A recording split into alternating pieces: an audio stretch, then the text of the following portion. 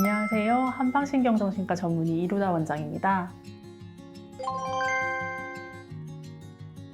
인생에 찾아오는 다양한 고비와 위협 앞에 우리는 때때로 지치고 힘들죠. 노력해도 상황이 달라지지도 나아지지도 않을 것 같은 무기력감과 끝이 없는 터널 속에서 헤매는 듯한 막막함에 모든 것을 다 내려놓고 포기하고 싶다는 생각이 들기도 하죠. 이런 생각이 계속되고 심각해질 때는 죽음에 대해 진지하게 고민하는 데 이르기도 합니다.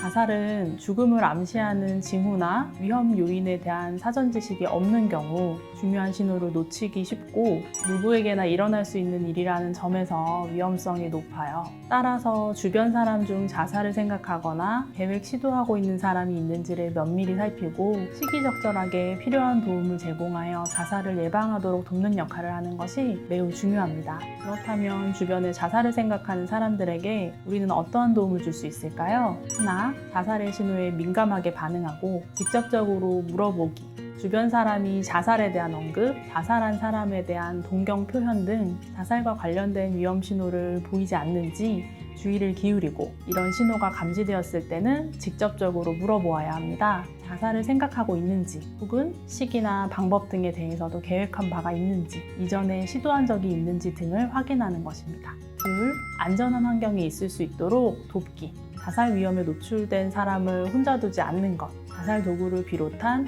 위험 요인으로부터 격리하고 안전한 환경에 머물도록 하는 것이 중요합니다. 또 상대방이 자살에 관한 생각이 들거나 힘들 때 연락할 수 있도록 해주는 것도 도움이 됩니다. 셋, 공감적 경청.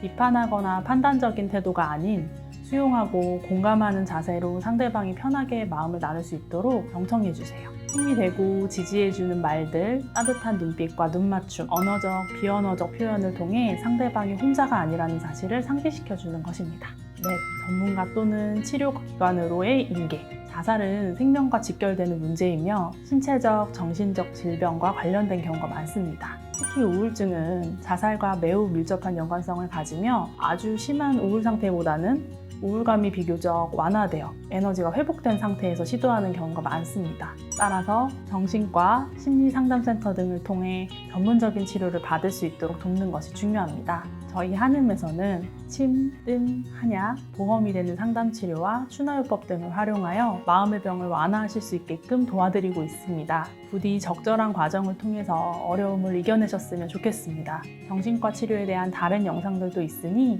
많이 봐주시고요. 좋아요와 구독, 알림 설정은 사랑입니다.